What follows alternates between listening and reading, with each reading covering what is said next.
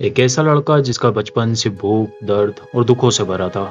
जिंदगी जिसमें हर मोड़ पर मौत खड़ी थी, लेकिन उसने सिर्फ जीना नहीं सीखा, दुनिया को घुटनों पर लाना सीखा। ये कहानी है एक ऐसे आदमी की जो किसी राजा का बेटा नहीं था, लेकिन दुनिया के ताज उसके कदमों में आ गिरे। ये कहानी है जंगीज खान की।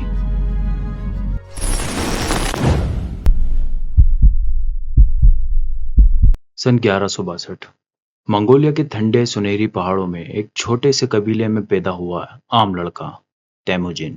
उसके पिता यसुगई कबीले के सरदार थे। उनकी कबीले में काफी इज्जत थी। उनके कबीले के लोग उनसे काफी वफादार भी थे। लेकिन इन्हीं वफादारी में कुछ ऐसे लोग छुपे थे जो ये इज्जत और सरदारी अपने लिए चाहते थे। तेमुजिन की उम्र जब 9 साल थी तो उसके पिता ने उसकी सगाई एक लड़की से करवा दी जिसका नाम था बोर्दे। उनकी लाइफ में सब कुछ बढ़िया चल रहा था, लेकिन एक दिन कबीले के कुछ लोगों ने यसुगई को जहर देकर रास्ते से हटा दिया और कबीले की सरदारी बदल गई। तेमुजिन सिर्फ 9 साल का था। बाप के जाने के बाद तेमुजिन, उसकी माँ और उसके एक सौतेले भाई को उसी के कबीले के लोगों ने जंगल में छोड़ दिया। न खाना, न छत, सिर्फ एक चीज, जिंदा रहना। उसकी माँ जंगल में आग जलाती, झाड़ियाँ तोड़कर कुछ भी खाने लायक चीज ढूंढ लाती, लेकिन खाना इतना नहीं हो पाता कि 3 लोग खा सके। तब उसने अपने सौतेले भाई को दूर जंगल में ले जाकर उसकी जान ले ली ताकि खाने का एक हिस्सा कम हो जाए और उसके जीने के चांस बढ़ सके। तब तेमुजिन ने समझा अगर जिंदा रहना है तो सिर्फ जीना नहीं, जीतने की सोच रखनी होगी। एक दिन जब वो जंगल में रोज की तरह लकड़ियां जमा करने के लिए निकला, वो लकड़ियां जमा कर ही रहा था, तभी वहीं से एक कबीले का कारवां गुजरता है और कबीले के सरदार की नजर 11 साल के लड़के पर पड़ती है जो ढेर सारी लकड़ियां अपनी पीठ पर बांधे आगे बढ़ रहा था। सरदार के हुक्म पर तेमुजिन को उठा लिया गया और बंदी बनाकर अपने साथ ले गए। वहां उससे खूब काम कराया जाता। उसकी बार बार भागने की कोशिशों की वजह से उसे पेड़ से बांध कर रखा जाता। एक दिन एक सैनिक को उस पर दया आ गई और आधी रात में उसने उसकी रस्सियां खोल दी, जिससे तेमुजिन कैद से आजाद हो गया और भाग निकला। वो भागकर उसी जंगल में गया जहां उसकी माँ उसका इंतजार कर रही थी। वो अपनी माँ से मिला, उसे सारी कहानी बताई। उन्होंने फैसला किया कि वो कहीं दूसरे कबीले जाकर रहेंगे, और ऐसा ही होता है। वो दूसरे कबीले के लिए निकलते हैं और सबसे नजदीक जो कबीला होता है वो वहां रुकने का फैसला करते हैं। कबीले में तेमुजिन की दोस्ती एक लड़के से होती है जिसका नाम था जमूखा। दोनों कबीले के लिए लड़ाइयों में हिस्सा लेते हैं और दोनों जंग में सबसे आगे रहते हैं। दोनों की दोस्ती वक्त के साथ साथ गहरी होती जाती है। मंगोल कबीलों की रस्म होती है जहां वादे कुछ इस तरह किए जाते हैं कि अपने हाथों पर कट लगाकर हाथ मिलाते हैं, जिससे दोनों का खून एक हो जाता है। इसी तरह का वादा तेमुजिन और जमुखा ने भी किया था, हमेशा भाइयों की तरह रहने का और कभी एक दूसरे से ना लड़ने का। इसी के साथ वक्त गुजरता गया, दोनों की ताकत बढ़ती गई और कबीले में दोनों मशहूर होने लगे। तेमुजिन ने कभी जीवन में हार नहीं मानी। वो दोस्तों से ज्यादा दुश्मन बनाता गया, लेकिन हर दुश्मन से उसे एक नया सबक मिलता गया और वो हर दुश्मन के साथ मजबूत होता चला गया। अब वक्त आया कबीले की सरदारी का, जहां 2 उम्मीदवार बने, तेमुजिन और उसका भाई जैसा दोस्त जमूका। लेकिन दोनों के सपने जमीन आसमान की तरह थे, बिल्कुल अलग, कभी एक ना होने वाले। तेमुजिन चाहता था एक ऐसा राज्य जहां इंसान का ओहदा उसकी सोच और काबिलियत से तय हो, ना कि उसके खानदान से। जमूका चाहता था वही पुराना रास्ता, सिर्फ सरदार के करीबियों को ओहदे मिले और उसके घराने वाले ही राज करें। और यही सोच बनी दोनों के बीच जंग का कारण। लेकिन तेमुजिन उस जंग में हार गया। लेकिन 2 साल बाद वो फिर लौट कर आया और इस बार उसने सिर्फ जमूका को हराया ही नहीं, बल्कि उसे बंदी भी बना लिया और एक रियासत की नींव रखी, अजीम मंगोलिया रियासत, जिसमें काबिल इंसान की कदर की जाएगी, कानून सबके लिए होगा। उसने धीरे धीरे छोटे छोटे मंगोल कबीलों को अपनी सरदारी के नीचे जमा करना शुरू किया और इसी तरह उसकी फौज की तादाद इतनी बढ़ गई कि मैदान में सरों का सैलाब आ जाता था जहां उसकी फौज खड़ी हो जाती थी। हर बड़े छोटे कबीले उसकी हुकूमत में आ चुके थे। वो बिखरे हुए मंगोल कबीलों को एक कर चुका था।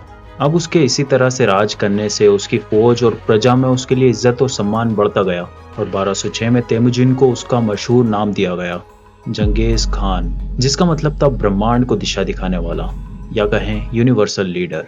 तेमुजिन की जिस लड़की से बचपन में सगाई हुई थी, सरदार बनने के बाद उसी से उसने शादी भी की। अब उसके सामने सिर्फ मंगोलिया नहीं, पूरी दुनिया थी।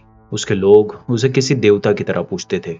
उसकी इज्जत का अंदाजा इससे लगाया जा सकता है कि अगर वो खत लिखकर अपने जनरल तक पहुंचाता तो वहां बैठी सेना खत मिलने पर पहले उसके खत के आगे सजदा करती और फिर उसका खत पढ़ा जाता। यही था उसकी जीत का राज। जंगीज खान की फौज कोई साधारण फौज नहीं थी। उसके दुश्मन उसकी फौज के बारे में कहा करते थे कि वो बिजली की तेजी से हमला करते हैं और ऐसे गायब हो जाते हैं जैसे कोई भूत हो।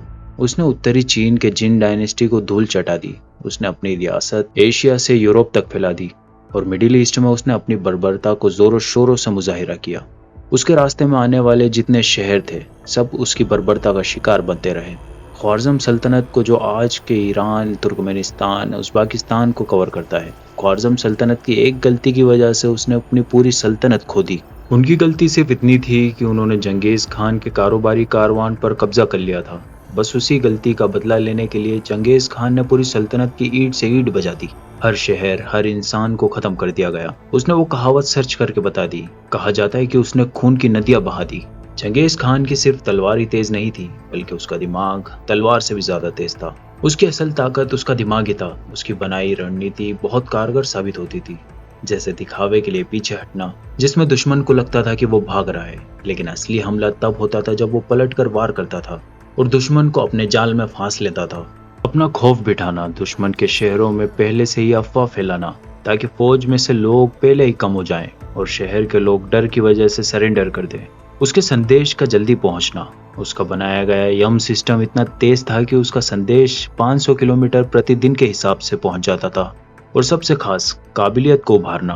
कोई चाहे गरीब हो या गुलाम, अगर वो काबिल है तो उसको टॉप कमांडर बनने से कोई नहीं रोक सकता। जंगीज खान ने दुनिया के 40 करोड़ लोगों को मार गिराया था। दुनिया की आबादी उसने 10% तक कम कर दी थी। आज भी 1.5 करोड़ आदमी ऐसे हैं जिनकी रगों में जंगीज खान का खून दौड़ रहा है। उसने धार्मिक आजादी को बढ़ावा दिया। मुस्लिम, क्रिश्चियन, बुद्धिस्ट सबको आजादी दी गई। उसका लीगल कोड यासा उस समय का सबसे आधुनिक सिस्टम था। हर इंसान के लिए एक ही कानून। उसके सोल्जर्स को बैटलफील्ड के बाद औरतों के साथ बदसलूकी और लूटपाट करने की इजाजत बिल्कुल नहीं थी। अनुशासन सबसे ऊपर था। और जब उसकी मौत हुई तो उसकी बॉडी को लेकर जा रहे सोल्जर्स ने हर इंसान को मार दिया जो उनके रास्ते में उनके साथ चल रहा था। और उसकी कब्र पर घोड़ों को दौड़ाया गया ताकि उसकी कब्र का निशान बाकी न रहे। और जो वहां से वापस लौटे उन्हें जंगीज खान के हुक्म पर कत्ल कर दिया गया ताकि उसकी कब्र का किसी को न पता चल सके। जंगीज खान एक ऐसा नाम है जिसे दुनिया क्रूर शासक के रूप में देखती है या एक शातिर राजा के रूप में। लेकिन सच यह है कि उसने दुनिया को मिलकर राज करना सिखाया। एक ऐसा अनुशासन दिया जहां काबिलियत मायने रखती थी। और उसने एक ऐसा साम्राज्य बनाया जो उसके मरने के बाद 150 साल तक चला। एक साधारण यतीम लड़का जो दुनिया की सबसे बड़ी रियासत का सबसे बड़ा सम्राट बना। तो अब सवाल यह है, क्या वो एक महान सम्राट था या एक जालिम बादशाह या बस वक्त के साथ चलने वाला एक आम इंसान? आप क्या सोचते हैं? कमेंट में इस बारे में जरूर बताएं। और अगर आपको ऐसे ही इतिहास से जुड़ी कहानियां चाहिए तो लाइक, शेयर और सब्सक्राइब करना मत भूलिएगा। मैं मिलता हूं आपसे अगली वीडियो में एक नए राज, नए किरदार और नई कहानी के साथ।